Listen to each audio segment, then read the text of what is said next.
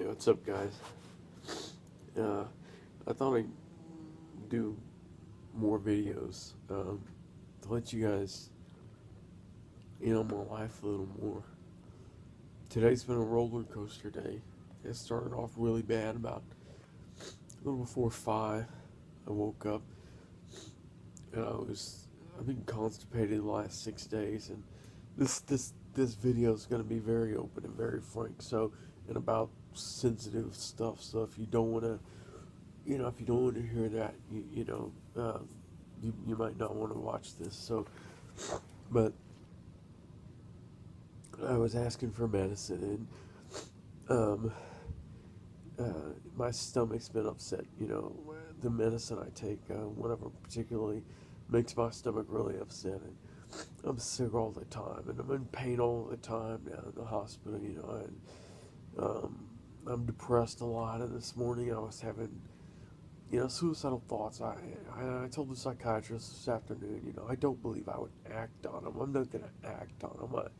I believe I wouldn't act on them, but it just stuff just pops into my head. I can't help it. Your thoughts pop in your head. You can't help it.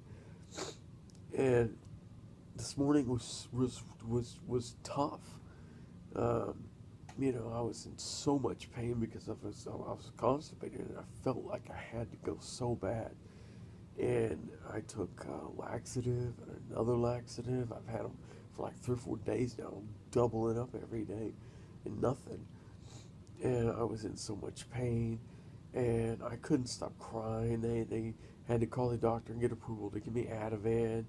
And my mom came by to see me, and she was crying because I was crying, and I couldn't stop, and it was painful. And they they had to change my pads, which is painful and humiliating at the same time. I've got all these people have to come in and turn me over and clean me up. And, had you told me that was going to be my life in the hospital, I don't think I would have called 911. I could honestly say, if I could go back and you'd have told me that day, if you call 911, you're going to have to be in a hospital being cleaned up by people, I probably wouldn't have done it. Now that it's happened, as humiliating as it is, I know it's for the best. But had you told me then, I probably wouldn't have called 911. I probably would have just stayed home and died. But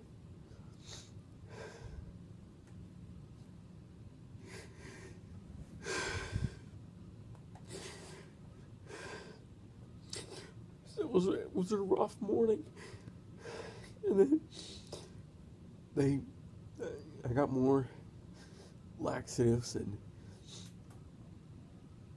then early afternoon I finally had a bowel movement for the first time in 6 days, really, and it was extremely painful,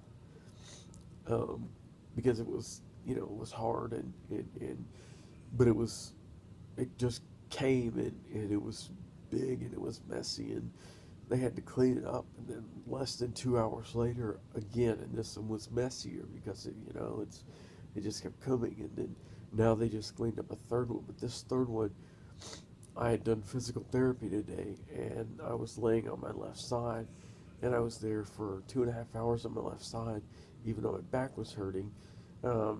And I called for a pad change, and it took almost 2 hours to get my pads changed because, and I was laying in my own, bowel movement for that time, but there's nothing they can do about it because it takes, 5, 6 people to roll me over, and there's nothing you can do about that.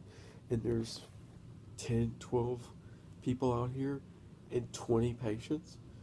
And these patients, most of them are medically in worse condition than I am, and they need constant help. So to get half the staff out here at the same time to come in here and spend 15, 20 minutes changing my pads, it's next to impossible. So the fact that they can do it at all is pretty amazing. So as agonizing as it is to wait that long, I understand. But I was just, I'm just hurting. And, I took pain medicine like 3 hours ago, and it barely helped. But just now I was crying because I was hurting so bad, having laid on my side for so long, and then the turning was really bad for pad change. But she gave me something for nausea because I'm always sick now, and she gave me morphine, so that should help pretty quick. Um,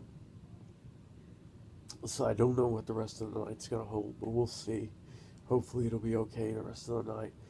Um, the good things that happened today, I did physical therapy, which I worked out with my resistance bands, and then the physical therapist, his assistant, and another physical therapist. They have a lot of them here. It was a big hospital. Um, we managed to sit on the side of the bed. The mass was in the lift. They have one that hangs from the ceiling, which is really nice, and it can hold the mass. It can't hold me. It doesn't go that high in weight, but it held the mass, and I was able to sit on the side of the bed. My feet can't touch the floor. The bed's too high, but they put these stools there, and I could put my feet on them. But even just putting my feet on them and trying to straighten my legs up on them, I, there was no real feeling. I mean, I could, I could put them down, but I just couldn't really feel anything as far as pressure wise. But I did it. I spent 2 minutes sitting and then another minute and a half or so sitting. My back was in excruciating pain most of the time, but it was longer than yesterday, and I was up yesterday for a minute, and so it's progress. And then when we laid back in the bed, I laid back down, and I turned and shimmied and got back in the bed and laid down, but I was way down in the bed towards the foot of the bed. So what they did was one therapist was on one side, one was on the other side, and I grabbed this trapeze and I pulled with my arms, and they each took a leg, and I bent my knee, and then I pushed against them with my legs as if you're pushing on the floor. So that helped with the muscles. It made me really sore, but it felt good too because I'm working my muscles out. So then the other good thing today was I had two people from rehab places in Kansas City stop by, and both are going to try to get me in there to do rehab there, because the hospital I'm in now, I was supposed to leave here yesterday at 1 p.m. and at 12:45 someone high up in the hospital came in and told me she canceled the ambulance, and she did not feel comfortable with me going to my mother's house because she didn't feel like I could get the care I needed there. So I'm looking at rehab, and I don't know if either one of these places are going to be able to do it or not because they're fighting with the insurance company. And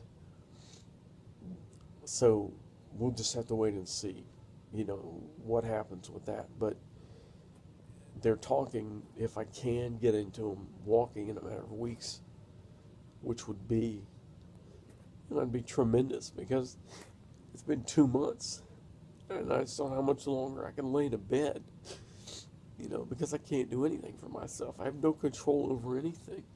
If you turn me on my side and put pillows behind me and I start hurting, I can call for a nurse, but, I'm stuck until somebody comes to help me.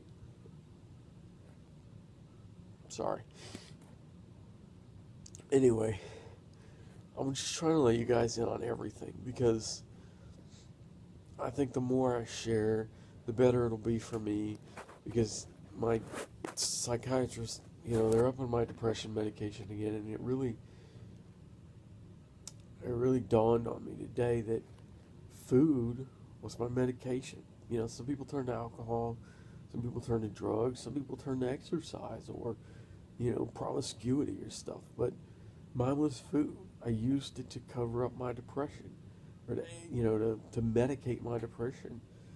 And now that I'm in here, it's gotten the better of me. And now, the doctor is working with me, and helping with medication, and I really think once I can walk again, that'll help a lot. And once I can get out and start living my life again, but it's something I'm always going to deal with. Depression, food issues. I just struggle with that my whole life. But I'm ready for it because I wanna live. I'd like to live another few decades if I can.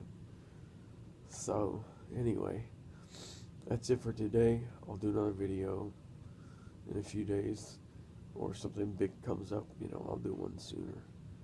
Thank you all so much. I'll touch base later. Y'all take care. Bye.